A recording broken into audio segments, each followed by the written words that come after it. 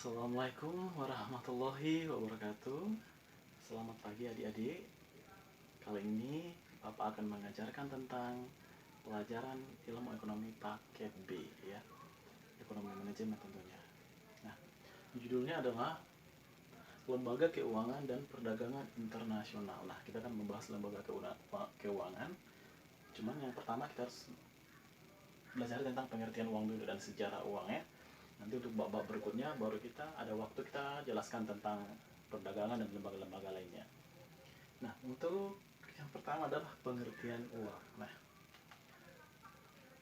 di sini disebutkan adalah uang adalah suatu benda dengan satuan hitung tertentu yang dapat digunakan sebagai alat pembayaran yang sah dalam berbagai transaksi dan berlaku di dalam wilayah tertentu.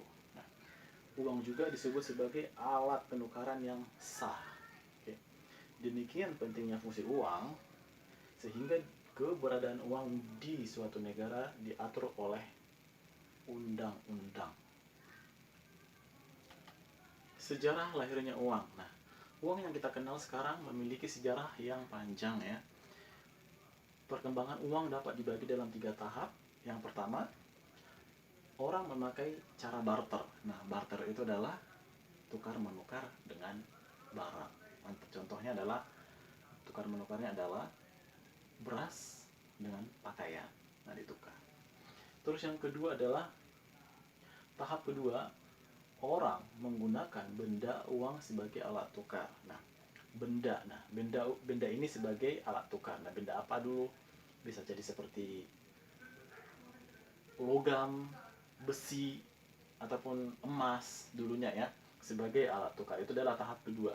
Nah, tahap yang terakhir adalah tahap ketiga, orang menggunakan uang sebagai alat tukar. Nah, misalnya itu yang sekarang. Contohnya adalah uang kertas, uang rupiah yang kita pakai saat ini. Nah, terus ada lagi nanti yang istilahnya uang dalam bentuk cek, dalam bentuk giro, atau disebut dengan uang giral ya. Nah, selanjutnya kita akan membahas yang pertama dulu. Tahap pertama itu disebut dengan perekonomian barter. Nah, barter adalah sistem tukar antara barang dengan barang yang satunya. Dengan kata lain, sistem tukar menukar secara in natura. Nah, in natura itu adalah pertukaran ya, pemberian barang satu terus kita dapat balik satunya lagi. Nah, perekonomian barter merupakan suatu sistem kegiatan ekonomi masyarakat di mana kegiatan produksi dan perdagangan masih sangat sederhana. Nah, kegiatan tukar menukar masih terbatas dan jual beli dilakukan dengan tukar menukar barang. Nah, kesulitan perekonomian barter adalah sebagai berikut. Nah, kenapa ada kesulitan ya? Karena ada kesulitan inilah nanti maka ada tahap yang kedua ya, yaitu tahap penukaran barang berupa menggunakan alat tukar apa. Nah, itu adalah tahap yang kedua ya. Nah, karena kesulitan yang di barter ini, kesulitan dalam menemukan kehendak ganda yang selaras. Contohnya, kehendak saya ingin menukar dengan barang tersebut. Nah, dia juga ingin menukar barang tersebut dengan saya. Cuman menyamakan kehendak kita berdua ini tidak sama gitu. Kehendak yang kita mau itu tidak cocok. Adanya cuma barang ini gitu. Nah, itulah akhirnya kesulitan barter ini agak susah diterapkan ya. Terus harga atau nilai tukar, saya tulis harga atau nilai tukar sukar ditentukan. Nah, nilai tukarnya sukar ditentukan, harga atau nilai sukar ditentukan. Contohnya adalah harga beras dengan harga sebuah baju. Kita menentukan harganya susah.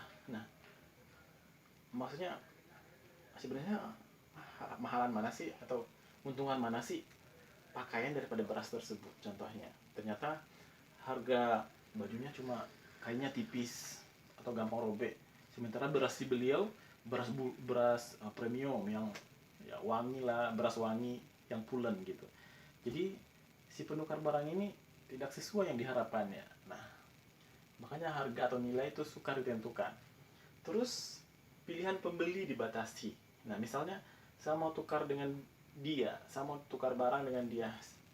Pas kita tukar, saya mau warna yang biru dong, kainnya yang agak tebal gitu, nggak bisa ya. Nah, sementara yang dia punya hanya warna merah gitu.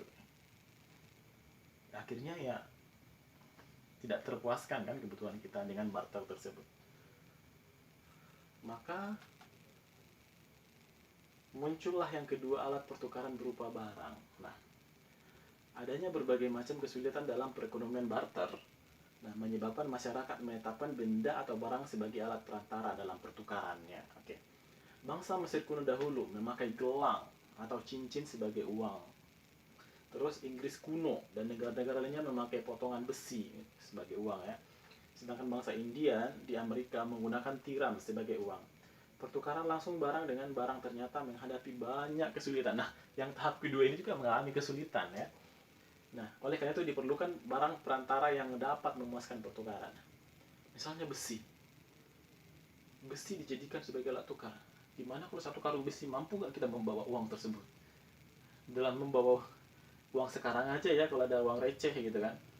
Dalam uang receh dalam 200.000 uang rupiah itu 100 perak, uang 100 perak dalam bentuk 200.000, kayaknya bawanya udah capek banget ya.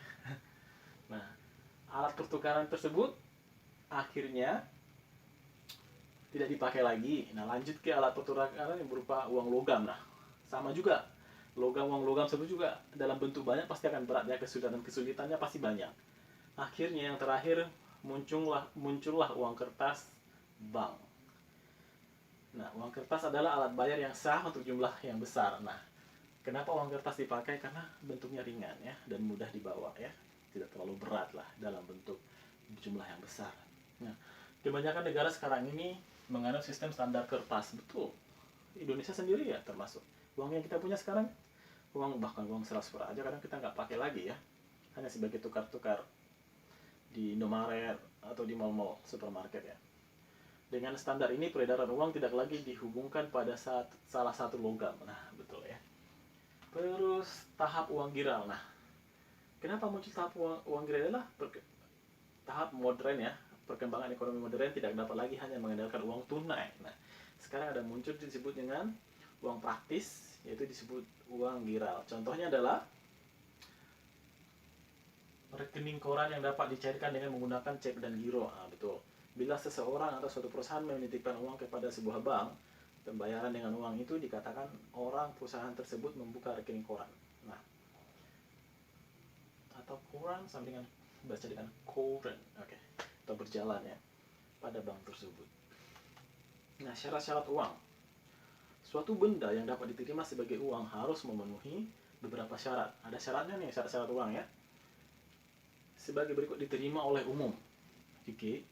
Jadi makanya istilahnya sekarang muncul money changers ya, uang dolar, terus uang ringgit Malaysia. Nah, itu bisa diterima oleh umum.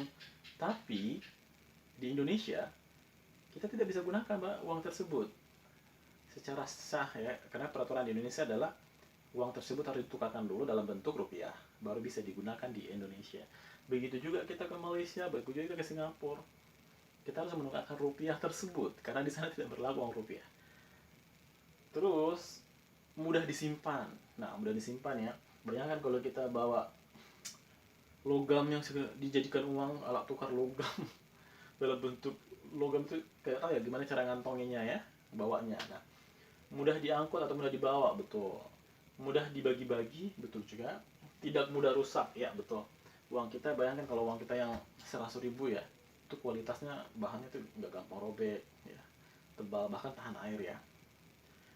Terus mempunyai kestabilan nilai, ya, kestabilan nilai. Maksudnya uang kita dibandingkan dengan uang dolar ya selisih berapa gitu kan. Jadi harus stabil. Terus harus ada kontinuitas. Artinya adalah kontinuitas adalah harus ada kesinambungan dan berlaku sampai tahun ini, tahun depan, tahun berikutnya. Terus fungsi uang. Nah, dalam sistem perekonomian, uang mempunyai tujuan pokok, yaitu memudahkan pertukaran barang dan jasa, dapat menghemat waktu dan tenaga, melangsungkan perdagangan, dan fungsi uang berarti kegunaan uang itu bagi setiap orang, organisasi, atau masyarakat yang memilikinya.